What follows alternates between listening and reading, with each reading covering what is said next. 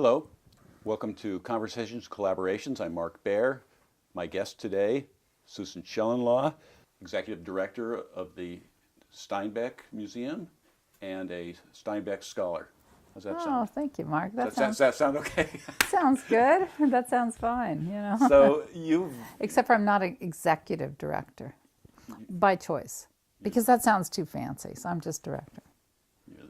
you're still the Heffy. You're still the, Well, I'm the only one at the top, but I am director. Yeah.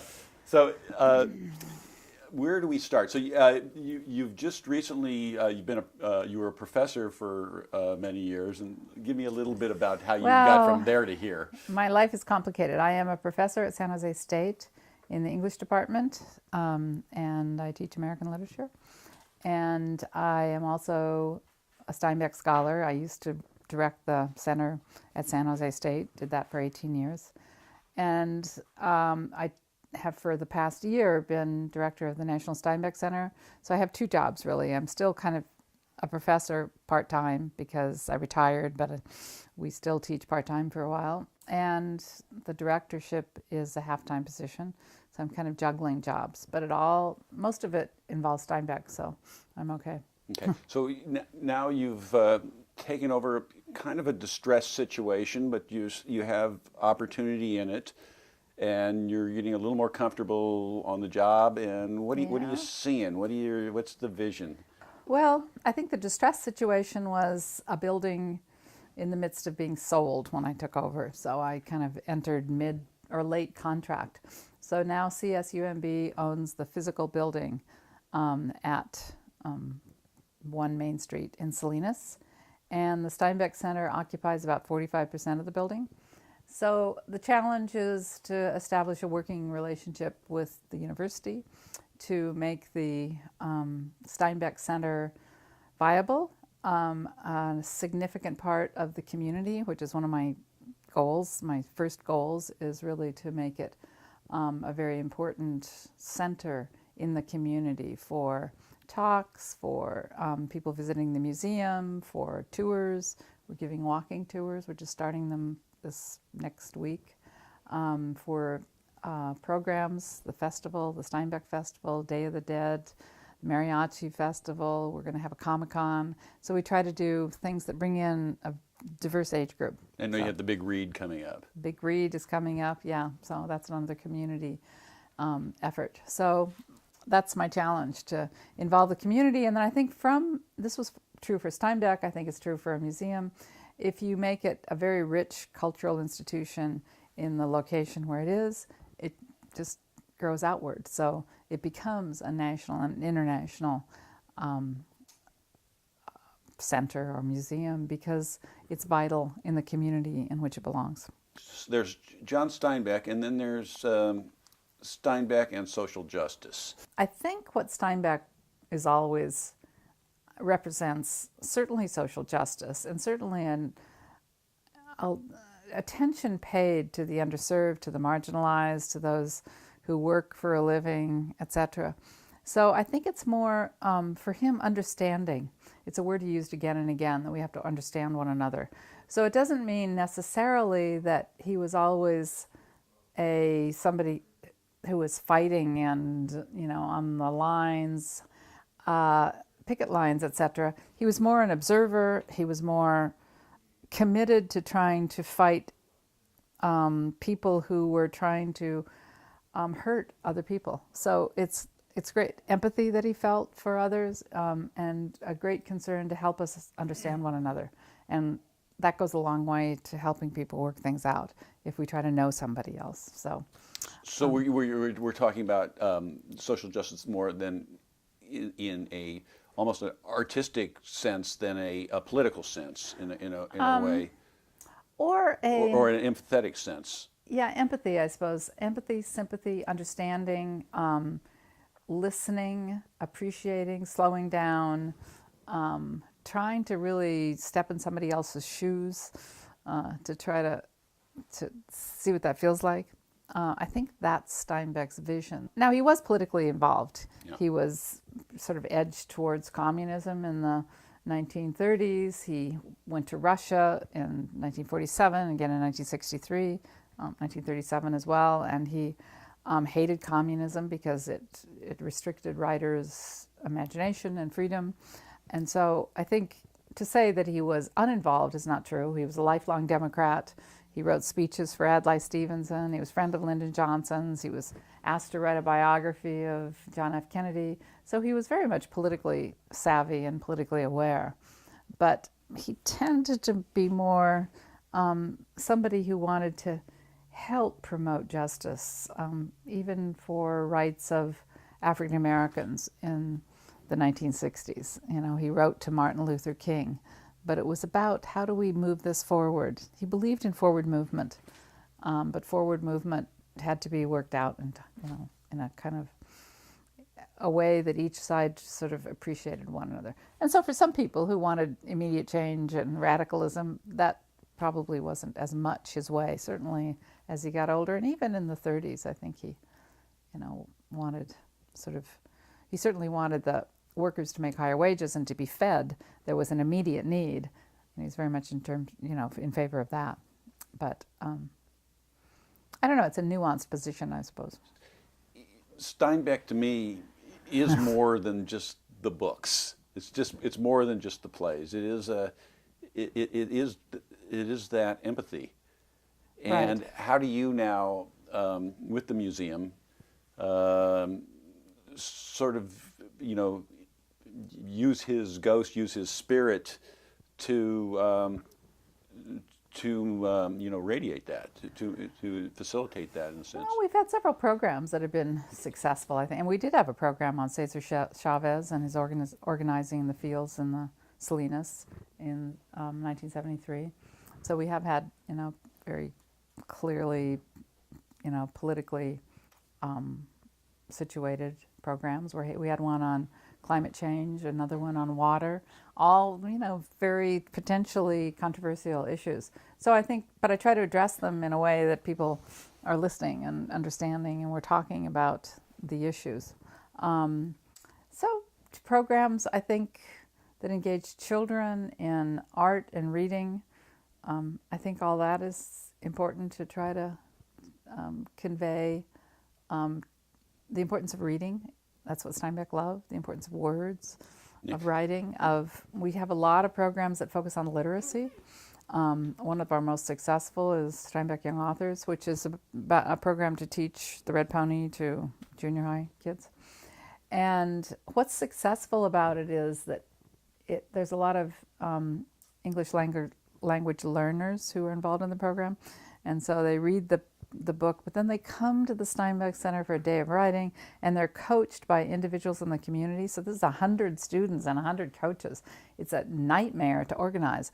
But what happens is these kids see that, wow, people write outside of school, and these people use words all the time, and they can help me. And so I think that's really powerful. And then there's an awards ceremony where we publish a book, and we publish their essays, a little book of their essays, and the parents come, and it's just amazing, the support of the parents. They were all there, 250 parents, to see their kids get awards for, writing, even emerging writers. So it's not that they're not still working on their writing. They're thinking about words, though, and stories. And so I think literacy is a big part of what the National Steinbeck Center is all about. Bringing Steinbeck into the schools. We're developing another project on the Pearl and on the Mice and Men, Cannery Row, working with the Western Flyer when it comes to Monterey Bay, and going to do some work with that. As you've dove into this, and you're fairly, how long have you been? This is a year. A year. And my year anniversary was on June 1st. So yeah. So it's a big job. It's a complicated situation. It is a complicated situation. What do you? How are you coming to appreciate the role of the regional museum in the community? Wow, that's a really tough question. I think regional museums are challenged because bringing in people on a sort of constant stream of people is, unless you're the Monterey Bay Aquarium and you have fish swimming around in tanks, it's hard. We have a steady stream of visitors, but not the number projected when it opened in 1998. which was sort of comparable to the Monterey Bay Aquarium, and that never happened. So I think to make a regional museum a significant part of the community is hard.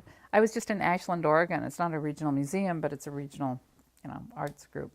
And I think they've had to evolve. Plays have more music. They're kind of jazzier. They've had to Reinvent the museum. they've had to reinvent the plays and the programs. Yes. So, and I think museums have to do that too. Yeah. They have to reinvent themselves. So Right. we have applied for a grant to sort of refurbish the Steinbeck Museum. It is interactive now, but I think it needs to be more so. I think you have to bring some iPads or more information or games or, all the things that kids are working on, that people are thinking of, social media, et cetera, bring that into a museum. So I think you constantly have to kind of re-envision the physical space and reimagine what you're doing. Pop-up programs, short programs, long programs, all that is part of being a museum. So I think it's really challenging because you can't just put things in cases and say, okay, there's my museum. That's not, it can't be static. It has to be a living organism. Yeah, it's the conversation that goes on inside. That's exactly. It's not so much about the things anymore. Exactly. It's the things are totems to a bigger bigger picture, a bigger story, a narrative, connections, layers of connections to history, in Steinbeck's case, to history, to ag history, to social, the workers and social justice. I think all that has to be in there. So to have a full picture of how he grew up, where he grew up, what he's about, etc. So again, there's Steinbeck past and there's Steinbeck future, and again, you're sitting in a place where, very close to the edge of where the world's being built in Silicon Valley, part of that edge of technology. You're sitting on the biggest agriculture area and water rights issues, immigration issues, dark side of gang violence and darker issues, and you're right in the middle of of a microcosm of one of the most intersections of the country right there. Yeah. And you have to be that safe secular space of what goes on in a museum. It's got to be a profound opportunity, daunting but profound. It is daunting. So it is daunting. So daunting in lots of different ways: financially, culturally, socially, historically. All lots of different ways. Having a partnership with a university, big powerhouse, small museum. How does that work?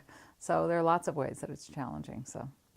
You were telling me before we rolled camera some of the people you're meeting, and that's what you're kind of you seem to be getting a lot just by who you're encountering. And well, I think that once you're a director of a museum, your role in the world changes because being a professor, you're focused on students and you can be as engaged as you want in other kind of politics of the university. But once you're director, you can't hide. You're focused. You're a player in the community, so you have to be engaged. Meet the mayor, work with Rotary. We worked with Rotary for the Steinbeck Festival, which was held in May. So the Rotary did a craft or a home brew fest in conjunction with the festival, and that was lots of fun.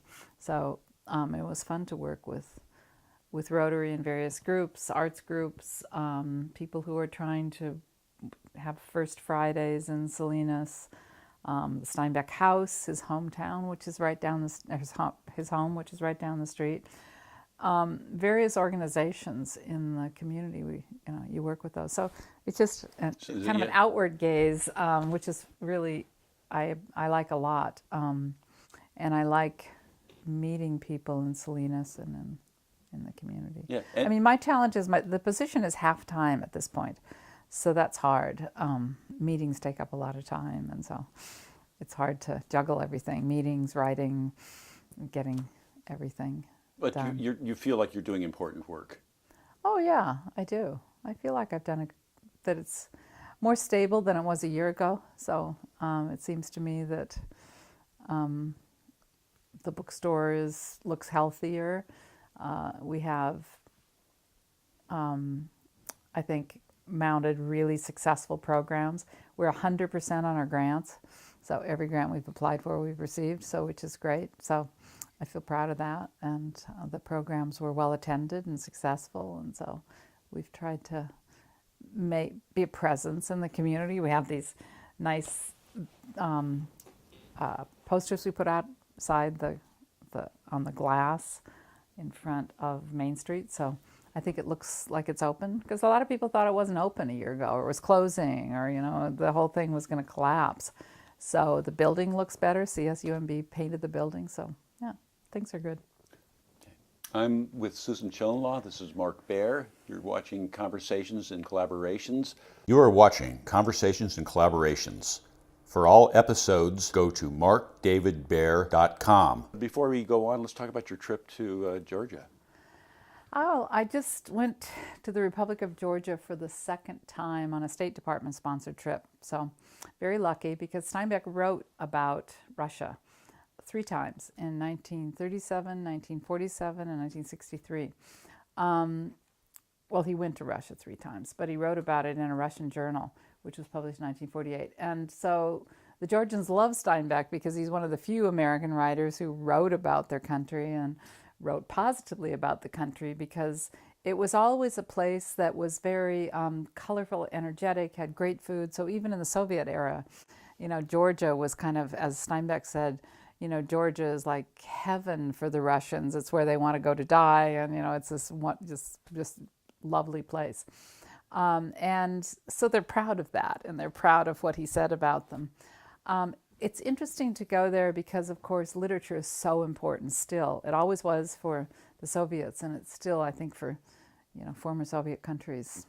Literature, poetry was always important to the Georgians, and so that sense that literature matters is so palpable. I was at a literary festival, which gathered a lot of poets in different languages to read, which was at the Writers' House, the former Soviet the Union of Writers House. And so it was incredible to be there and think of the layers of history. First, these Soviet writers who could only write what they were told, and then the freedom of these poets from all over the world. And Steinbeck, who had a real international presence, would have loved that, because what he complained about most when he went to Russia, particularly in 1963, was the artists have no freedom. They can't say what they want. They are inhibited. Without the freedom of expression, you can't be an artist. And so he was frustrated by communism and the Communist Party's blocks on creativity. And so I think this kind of explosion of post-Soviet creativity would be something. And he always wanted to talk to young poets and young writers when he traveled in Soviet countries. So to follow in his footsteps and have all that history behind you, and know that you're taking part in a different kind of literary event feels like you're a kind of feel very powerfully the layered sense of history, and his voice sort of coming through. So I spoke at a refugee camp. There was a 2008 war, and there were 8,000 refugees who had to come close to Tbilisi. The United States built them homes, and so I spoke to children there and did a writing workshop. And in other refugee camps, I went to see children. There's a U.S. bookmobile that goes around. I spoke to the American Corners, which is a program to try to have, sort of American experience and just inform people about America. I spoke there, and 2 literary conferences, 2 universities, and all the places that Steinbeck had visited were shown to me. So, he was there with a photographer trying to capture, not in 1947 when he went, he wasn't trying to capture the political landscape of the country, but listen to the people and just talk to them and get to know them, and appreciate them and have Americans appreciate the Russians, the Soviet people, and understand a little bit about what these people who were our allies in basically 1946 and our enemies in 1947, to try to explain that shift and who these people were. And so to go and understand a little bit more about them myself and to see what he saw was incredible. So I'm going to try to write about that. Following in these footsteps of his, you're following a great, it's more than a person, it's kind of almost a great idea. You know, a lot of people like to retrace journeys. I mean, you know, there's On the Road, but I mean, America has a lot of road books, a lot of travel books. We like to be on the road. So, and Steinbeck wrote road books. The Grapes of Wrath is a road book, of course. Travels with Charlie is a road book. But in a way, A Russian Journal is a road book as well. It's a travel narrative. Sea of Cortez is a travel narrative. So people, my husband actually retraced the Sea of Cortez trip in 2004. That's how I met him. So Steinbeck brought me to my marriage. And a lot of people retrace the Travels with Charlie trip. And so going the same route, they want to, you know, do it in different ways, and different dogs or different, you know, conversations that they have, different purpose that they might have. I was just talked to a radio announcer in Chicago who's doing a road trip to try to trace RVs in various places and what, you know, campers and how Americans, you know, view campers. So I think that just that travel movement, Steinbeck thought we were restless people, Americans. So he kind of went on the road himself and traveled a lot. But so he was, I think that's his both local and international appeal, that he had to go places to find out what people were like. I kind of wanted to go to the intersection of art and science, and that was where he was, you know, at Ricketts' lab, at Ed Ricketts. Really and Ed Ricketts separate from Doc Ricketts. That's a really interesting topic and a very rich and complex one. But the fact that Steinbeck was a writer with a best friend who was a serious scientist and collector and marine biologist, I think very much enriched everything he wrote, everything he thought throughout his life. He never forgot Ricketts' conversations that the two men had. Those were really important ideas throughout his career. For instance, survivability. Ricketts was studying survivability of invertebrates, and Steinbeck used that notion to talk about the Joads and how they survived, and people in the 1960s. In his last novel, Winter of Our Discontent, he's still talking about this notion of survivability. So all those scientific ideas, I think, were a kind of foundation for everything he wrote. But you see it particularly, of course, in Sea of Cortez, which was his own favorite book.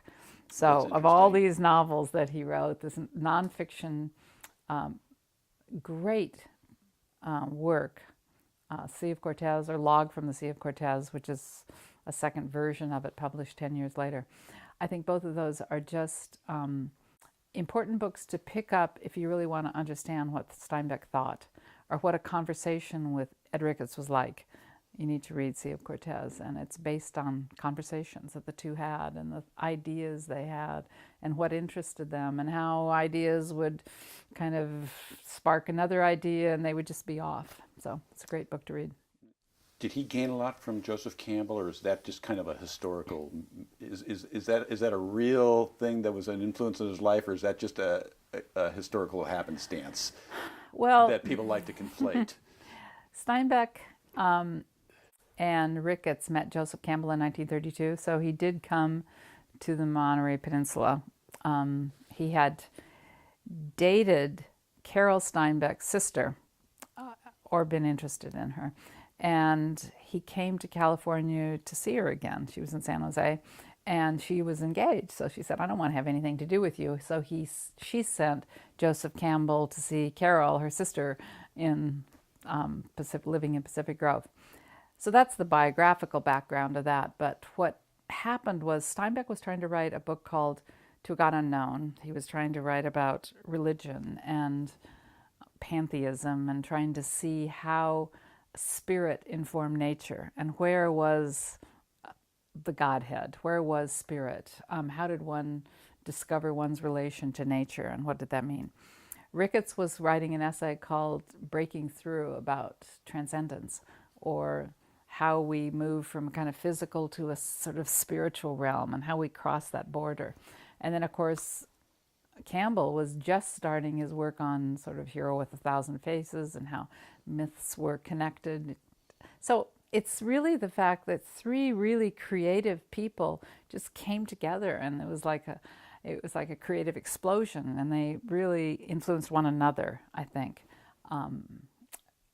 Later on, Campbell would say it was our year of creative thinking. That's not exactly what he said.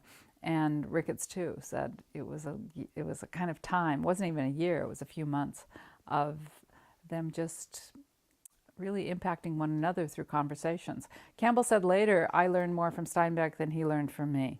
So Steinbeck had been very interested in the Arthurian tales. Campbell wrote on the dolorous stroke. That was what he wrote his master's thesis on. Campbell was better traveled. He'd been to Europe. He was cosmopolitan. And here you come to California, and here are people who aren't as well traveled as you are. But I think they all were thinking in very creative, kind of modern ways. And it happens in a little town. Yeah. And that's what's so interesting. And also, it is. a small place can be a center if the right chemistry, if the right minds together, if the right lightning strikes. Yeah, and it did. And it did, and hopefully it's still striking, because again, we want to live in a vibrant. We want to live in the shadows of this history to create new history. Right. And again, that's what you're doing at the museum. Well, I hope so. That would be a good sort of beacon to follow. I hope you've enjoyed this episode of Conversations and Collaborations. For all episodes, go to markdavidbaer.com. See it now. Don't wait.